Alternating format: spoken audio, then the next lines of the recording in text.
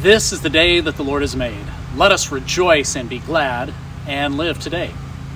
My son Ford graduated from high school this past week, and one thing that came up in our family discussions as we began to reminisce about his journey is that he's always been a rule follower. I remember one time in particular when Ford was 5 years old and we were driving in my truck. We'd just gone through an intersection when he said to me, "Dad, did you just drive through that red light?" Hey, busted. This kid knows his traffic rules, and he just witnessed his dad breaking one of those rules. Yes, Ford, the light was red, but I was in the intersection. And usually if you're in the intersection, when it turns red, it's okay to keep on going. Do you think Ford was satisfied with that answer? Of course not. He said, "But Dad, red means stop." Yes, all those games of red light, green light that Ford played during his soccer practices and in ski school, they certainly paid some sweet dividends. Well, I countered, Ford, you're right, but I decided that I needed to go because it was the safest thing for us to do. But Dad, it was red. In our gospel reading for today, the Pharisees are acting a lot like 5-year-old Ford in the backseat of a car. Dad, the light was red. Jesus, your disciples are working on the Sabbath. Dad, you didn't stop. Jesus, you're healing on the Sabbath. These Pharisees were a group of leaders that knew the law front to back.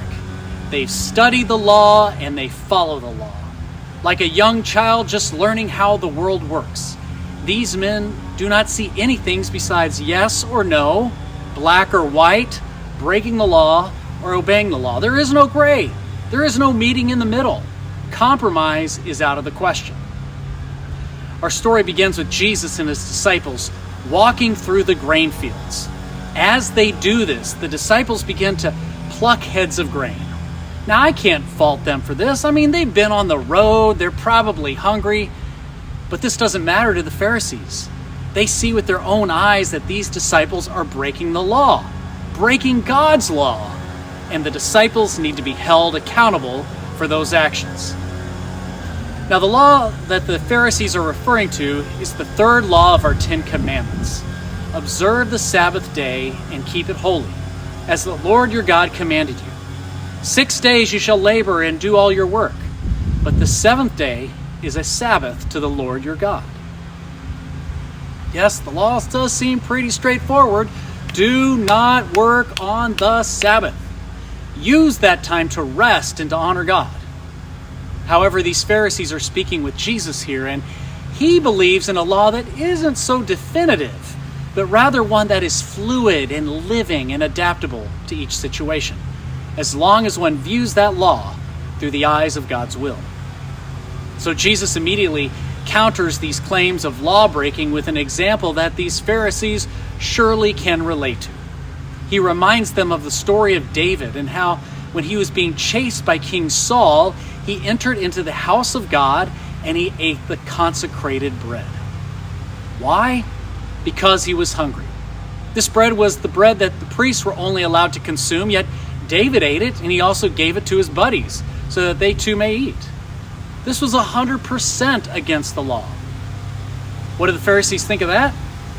Well, they just kind of shake their heads unimpressed, ignoring everything that Jesus was trying to explain. Their response? But it's the Sabbath. There are no buts about it. Jesus is not going to cave in to this silly interpretation of the law. Jesus will show him. So he enters the synagogue. Still the Sabbath, by the way. And in there he encounters a man who has a withered hand. Jesus is going to do work on the Sabbath. He is going to heal this man's hand. Now, more than likely, this man's hand has been deformed since birth. So if Jesus' intent is to solely bring wholeness to this man, well, he can certainly wait until the Sabbath is over.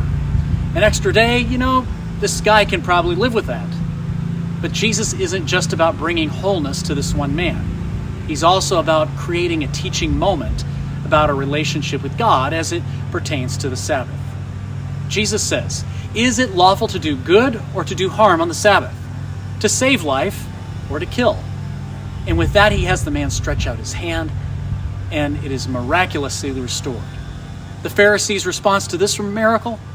But it's the Sabbath. One of Jesus' great sayings pertaining to the Sabbath is, the Sabbath was made for humankind and not humankind for the Sabbath. Now, I read this to mean that the Sabbath is a gift given to us by God to use for ourselves, for God, and for others. So how do we use the Sabbath? What do we do with this gift? Jesus is pretty clear on what he's going to use the Sabbath for. He is going to use it to improve the life situations of others. Feed some hungry followers, heal a man with a deformity, do good out in the world. Not for his sake, but on behalf of others. For our relationship with God is also based on our relationship with other people. Love the Lord your God with all your heart, soul, and mind, and your neighbor as yourself. So if your neighbor needs assistance, if your neighbor is suffering and you have the ability to bring some sort of wholeness to that person, then do it. Tend to the needs of your neighbor without any apologies. For God, who is loving and compassionate beyond all comprehension, will be pleased with the decision that you have made. How are you going to use the Sabbath? I cannot answer this question for you. Each of us has to look at this law and say to ourselves, this is not just God's law for us, it is his gift. God worked 6 days. On the seventh, he took a rest. Jesus took breaks from his earthly ministry for rest and for prayer, and I have no doubt whatsoever that God wants the same things for us. He wants to be glorified and to be praised. He wants us to fill our spiritual tanks. He wants us to have a weekly moment of renewal and refreshment. But he also knows the power that is given within this precious gift, and that the Sabbath can mean so much more. The Sabbath gives us the option to not just speak about our resurrected Savior with others, but to show others the love first demonstrated to us on that cross. We are blessed to be in a relationship with a loving and merciful God, and we are ever so fortunate to have the opportunity to enhance that relationship with him through our use of the Sabbath. The Sabbath was made for humankind, and not humankind for the Sabbath. There are no buts about it. Amen. Remember as you go about your day that yesterday is gone. Tomorrow does not yet belong to you. So why not live today, knowing that you never walk alone? We'll see y'all next week. Later.